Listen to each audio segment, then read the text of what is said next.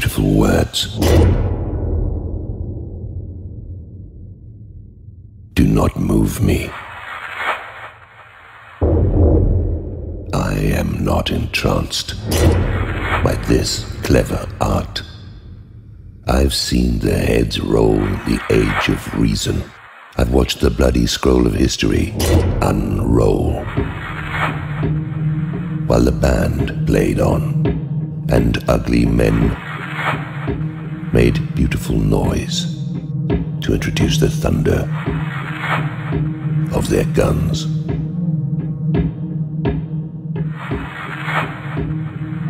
There is no greater coward than the one who slipped by privilege past the front to orchestrate from the sidelines what he could not accomplish himself, whose skin was too precious to risk, and wrapped in the cloak of God-ranting sanctimony, this shrinking nightshade, this empty suit with the pomp of the preening jackal, dines on the awful cries of the dying.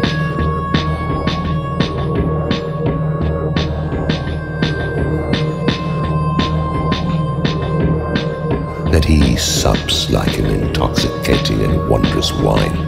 He feeds on the torment of the injured and estranged, wrapped in a cloak of patriotic hypocrisy.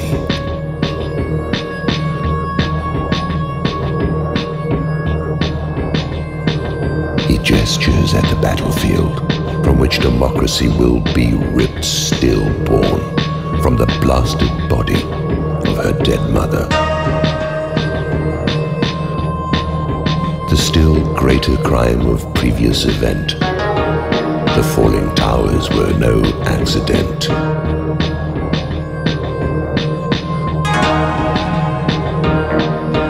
Nor did some strangers from afar manufacture this without consent. It should, to the objective mind, prove self-evident. Across the centuries,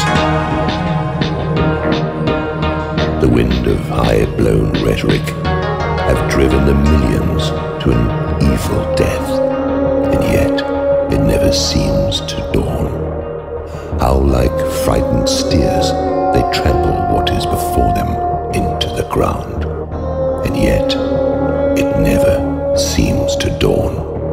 Something there is in the ignorant mind that vibrates to the sympathetic string of the conscious and applied evil of the hyena king. Something resonates, something capitulates, something rises as something descends, and all that is decent and good, all that would bring forth the greater brotherhood, must run to the cover of the invisible wings, while a murder of crows blackens the sky, and smoking ruins, like new buildings, are transformed before your eyes into a wasteland of fire and death, for the profit of the few, for the comfort of some. The usual business will go on. It seems that this must be. Though we have waited with insufficient hope, perhaps we shall see the day that these twisted carrion feeders, these iniquitous deceivers, the butchers and the reavers, and all their demonic crew, shall march into hellfire, into their native homeland, created from their own need. And the door will close upon the echo of all their beautiful words.